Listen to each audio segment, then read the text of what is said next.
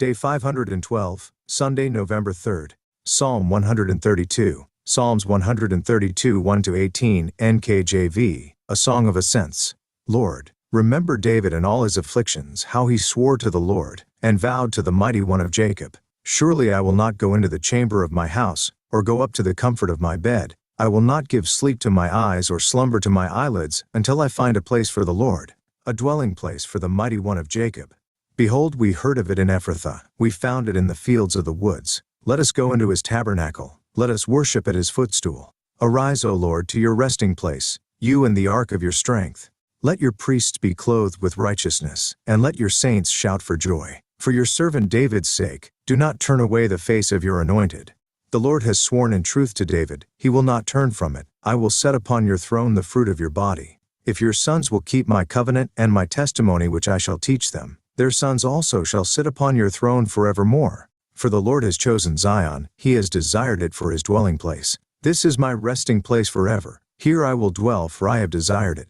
I will abundantly bless her provision, I will satisfy her poor with bread. I will also clothe her priests with salvation, and her saints shall shout aloud for joy. There I will make the horn of David grow, I will prepare a lamp for my anointed. His enemies I will clothe with shame, but upon himself his crown shall flourish. Daily Deep Dive. The UCG reading plan states, Psalm 132 is a royal psalm touching on God's covenant with David and his royal successors. As the first song of ascents in the fifth and final set of three, the expected setting would be one of distress. Though there is dispute about the time this psalm was composed, we should note the prayer in verse 10 that, for David's sake, God not reject his anointed one, that is, an anointed king of David's dynasty. While Solomon originally spoke these words as a general plea for himself and his successors, as verses 8-10 are adapted from his dedicatory prayer for the temple, compare 2 Chronicles 6, 41-42. It may be that the words are recalled in the psalm because a later Davidic king, and perhaps the continuance of the dynasty, were now seemingly in jeopardy.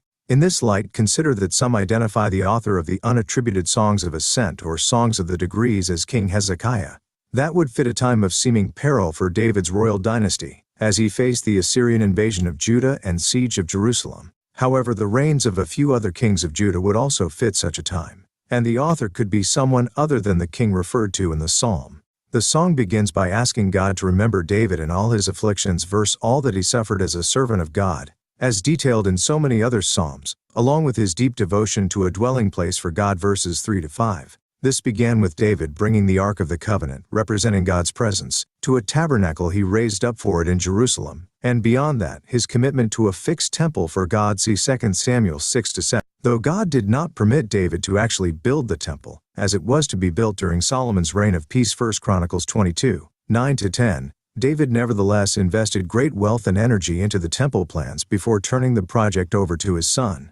David purchased the property for the temple, 2 Samuel 24, 1 Chronicles 21, 28-22, and made abundant preparations for it before his death. 1 Chronicles 22, 5, see 22, 1-29, verses 6-9 of Psalm 132, appear to follow the progression of the ark to David's tabernacle, and then to Solomon's temple. Note in verse 6 the hearing and discovery of it in Ephrathah and the fields of the woods or fields of Jar, Niv.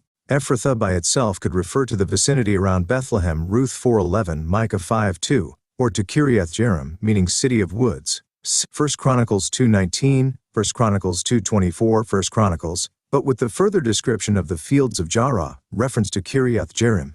Jearim is a plural of Jar. The identity of Ephrathah is further delimited in favor of Kiriath Jearim, where the ark was located when David and his men sought it out, cf. 1 Samuel 6:21-7-2. Expositor's Bible Commentary, note on Psalm 132:6, yet the it heard there probably refers not to the ark itself, but to the call in verse 7 to take it into the Jerusalem tabernacle and worship there, for in Hebrew the pronoun is feminine, but the Hebrew for ark is masculine. Zondervan NIV Study Bible, note on verse 6. The word footstool in the call in verse 7 refers to God's sanctuary as the place of his feet, set down on the earth among his people. Compare Psalm 99:5, Isaiah 0:13, Isaiah 66:1. Verses 8-10 of Psalm 132 are, as noted earlier, evidently adapted from Solomon's prayer in the dedication of the temple, 2 Chronicles 6, 41-42, when the ark was moved from the tabernacle to the new structure intended to be its permanent dwelling. And here in the same prayer linking God with Jerusalem as his perpetual holy dwelling place, Solomon also asked that God, for David's sake, would not reject his anointed Hebrew Mashiach or Messiah.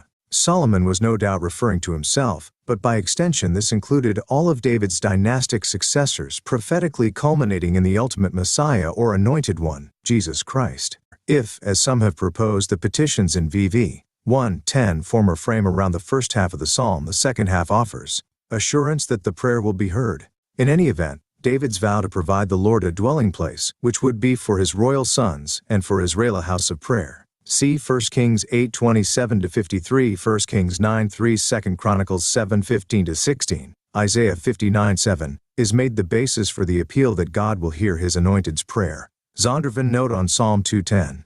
It is interesting to note a few parallel statements between the first and second halves of the psalm. The words adapted from Solomon's prayer in verses 8 to 10 call on God to occupy his resting place, for his priests to be clothed with righteousness, for his saints to shout for joy, and for God to not turn away his anointed. In verses 14 to 15, God answers that Zion is the resting place he has chosen to permanently dwell in, and that he will bless accordingly. In verse 16, God responds that he will clothe Zion's priests with not just righteousness but even salvation, compare Isaiah 61, and further answers that the saints will shout for joy. And rather than rejecting his anointed, God will make the horn of David, symbolizing power and authority, grow. Further, God would prepare a lamp for David, the metaphor here of a light that wouldn't go out, symbolizing his perpetual dynasty. Psalm 1:17 compares 15. The enemies of God's anointed would be put to shame while his own crown or rule would flourish. Psalm 132:18. Of course, salvation and the everlasting perpetuity of Jerusalem and David's dynasty will only come through the ultimate anointed Jesus Christ.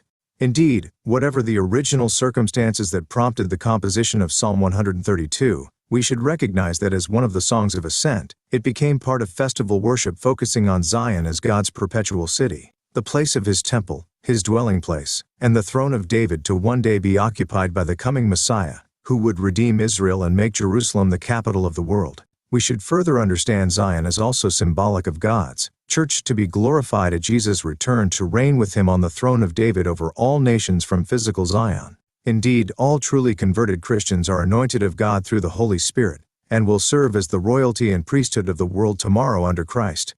To better understand God's promises to David about an enduring dynasty and how these have been and ultimately will be fulfilled, see our online publication, The Throne of Britain, Its Biblical Origin and Future, and